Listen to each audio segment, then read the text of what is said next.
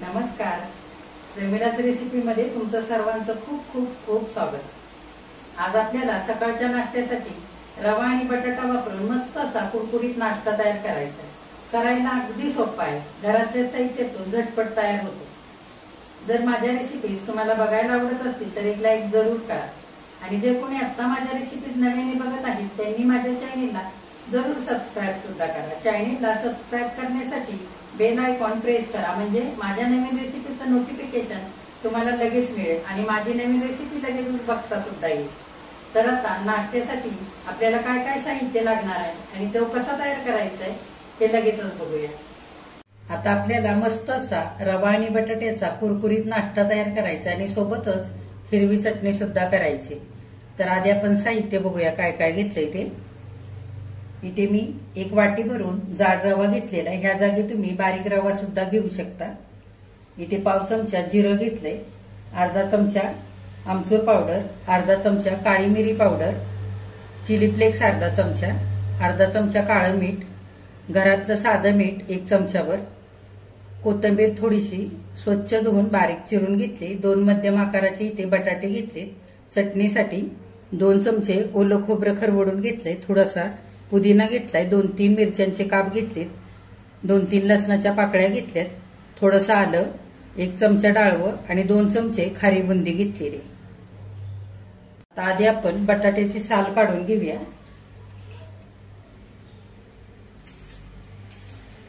आता बटाट्याची साल इथे काढून झाले. बटाटे मी धुवून घेतले. आता आपण खिसून घेऊया. मोठ्या खिसणीनेच बटाटे खिसून घ्यायचे. बघा, दोन्ही बटाटे इथे खिसून झालेले. आता हा खिसलेला बटाट्याचा खिस 2-3 पाण्याने स्वच्छ धुवून घ्यायचा आहे. हे बघा, बटाट्याचा खिस मी 2-3 पाण्याने स्वच्छ धुतलाय आणि भरपूर पाणी घालून ठेवलेला आहे, जेणेकरून बटाट्याचा खिस काळा पडू नये म्हणून. आता गॅसवरती पॅन ठेवलाय मी. ज्या वाटीने आपण 1 वाटी भरून रवा घेतलाय मोजून, त्याच वाटीने 2 वाट्या पाणी घालायचंय.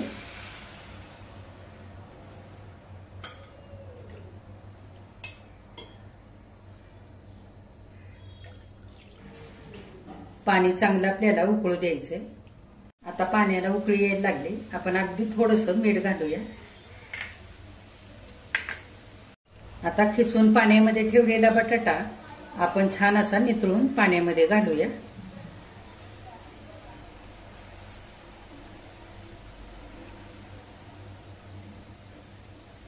बटाटा पाण्यामध्ये चांगला आपण हलवून घेऊया.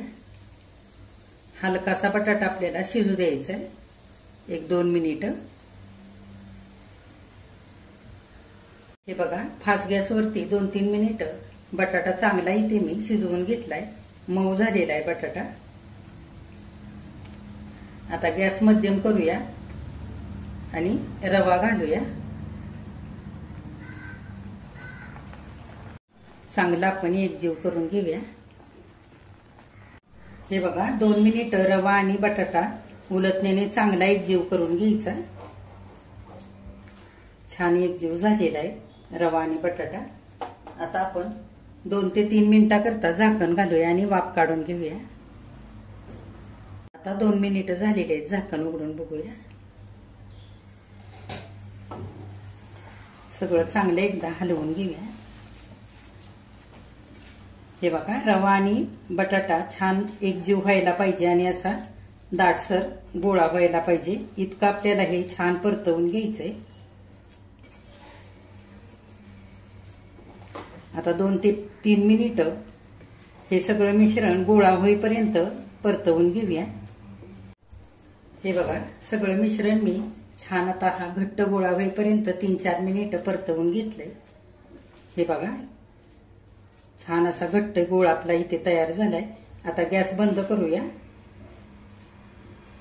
आणि हे मिश्रण खाली उतरवून घेऊया.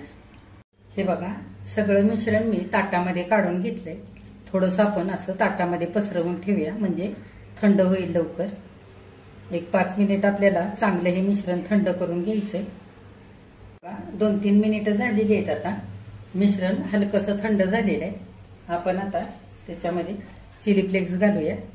जर चिली फ्लेक्स तुम्हाला घालायचं नसेल तर तुम्ही हिरवी मिरची बारीक कापून घालू शकता। हे बघा थोडंसं इथे जिरं घेतलंय ते पण घालूया। जिऱ्याने सुद्धा नाश्त्याला मस्त चव येते। आणि इथे मी अर्धा चमचा काळी मिरी पावडर घेतलेली आहे करून।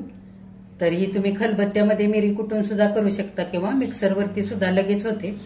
जरूर मिरं घाला असं कुटून, मिऱ्याने सुद्धा छान नाश्त्याला चव येते। इथे मी काळं मीठ घेतलंय अर्धा चमचा, ते घालूया। आपण थोडंसं आधी सुद्धा मीठ घातलेलं आहे, त्याच्या अंदाजाने इथे मीठ घालूया। आणि थोडीशी कोथिंबीर घालूया चिरलेली। आता घातलेलं साहित्य सगळं आपण एकजीव करून घेऊया। हे बघा सगळं मिश्रण असं मी छान एकजीव करून हाताने मळून मळून घेतलेलं आहे। आता आपण थोडंसं हातावरती तेल घेऊन तेल लावून घेऊया।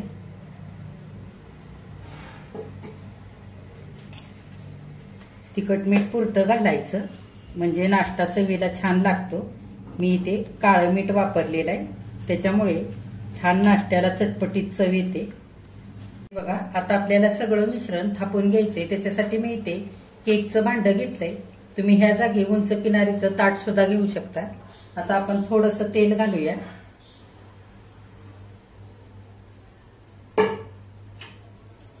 आणि सगळीकडे चांगलं पसरवून लावून घेऊया। हे बघा केकच्या भांड्याला चांगलं मी तेल लावून घेतलंय। आता आपण हे तयार केलेलं मिश्रण ह्या भांड्यामध्ये घालून थापून घेऊया। फार जाडही थापायचं नाही आणि फार पातळही करायचं नाही आपल्याला इथे। हे बघा हाताने सगळं मिश्रण एकसारखं थापून घेतलंय। आपण उलटण्याने सगळं आता चांगलं वरून सुद्धा एकसारखं करून घेऊया। तुम्ही इथे पेल्याने सुद्धा करू शकता किंवा वाटीने सुद्धा असं वरून छान एकसारखं करून घेऊ शकता। बघा सगळं मिश्रण उलटण्याने एकसारखं इथे मी करून घेतलंय।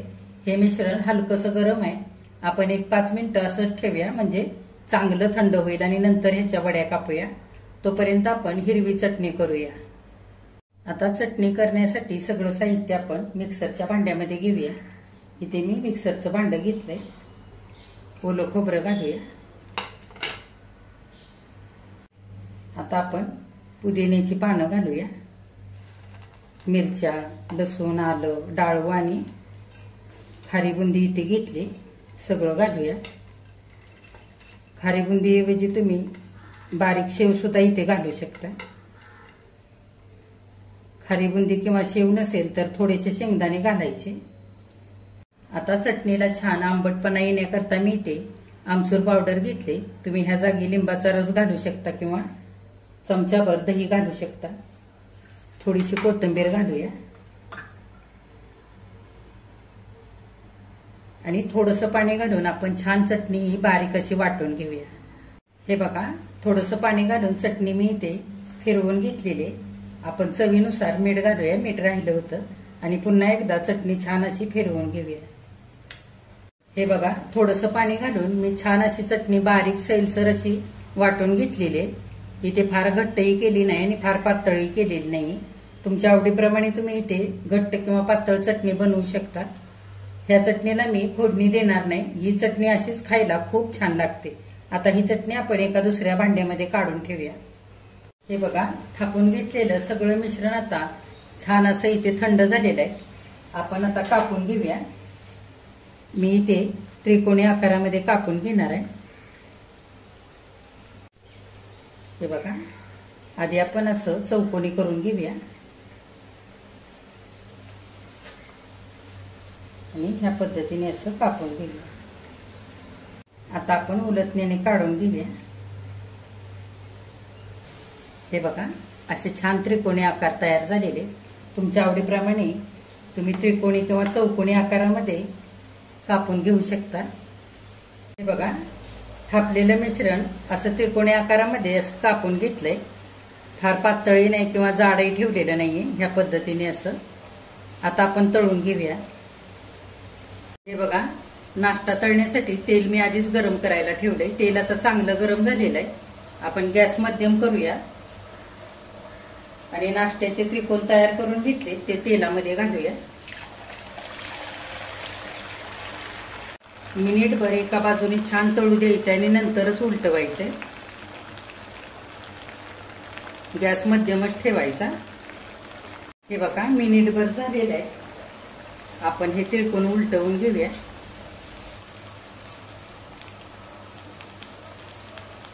छान दोन्ही पण बाजूने सोनेरी रंगावरती मस्त कुरकुरीत होईपर्यंत हे त्रिकोण आपल्याला तळून घ्यायचे. फार फास्ट गॅसवरती पण तळायचे नाहीत, नाहीतर वरून वरून हे त्रिकोण करपतील आणि आतमध्ये तसेच कच्चे राहतील. आणि अगदी बारीक गॅसवरती सुद्धा तळायचे नाहीत, नाहीतर हे त्रिकोण खूप तेलकट होऊ शकतात. मध्यम गॅस करूनच मस्त हे त्रिकोण कुरकुरीत होईपर्यंत छान खरपूस रंगावरती तळून घ्यायचे. हे बघा 3 ते 4 मिनिटं दोन्ही बाजूने छान असे हे त्रिकोण मी तळून घेतलेले. सोनेरी रंग आलेला आहे, छान मस्त खरपूस तळलेले आहेत. काढून घेऊया.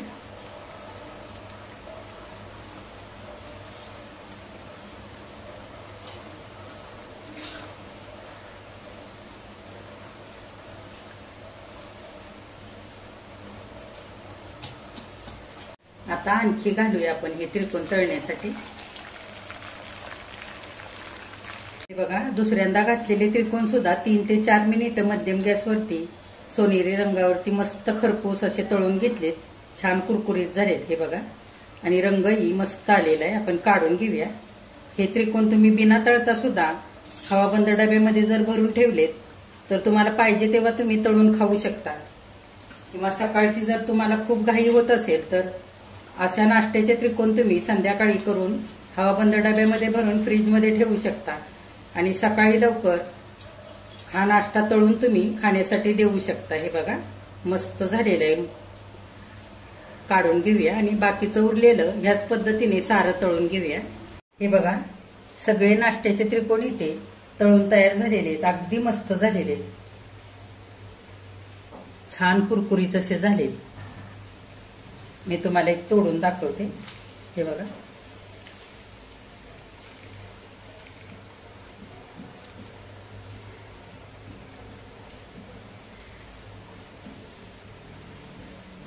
आता आपण हे नाश्त्याचे त्रिकोण एका डिश मध्ये काढूया. बघा रवा बटाट्याचा हा कुरकुरीत नाश्ता पुदिना कोथिंबिरीच्या हिरव्या चटणी सोबत खायला खूप मस्त लागतो. मी तुम्हाला हे दाखवते. हे बघा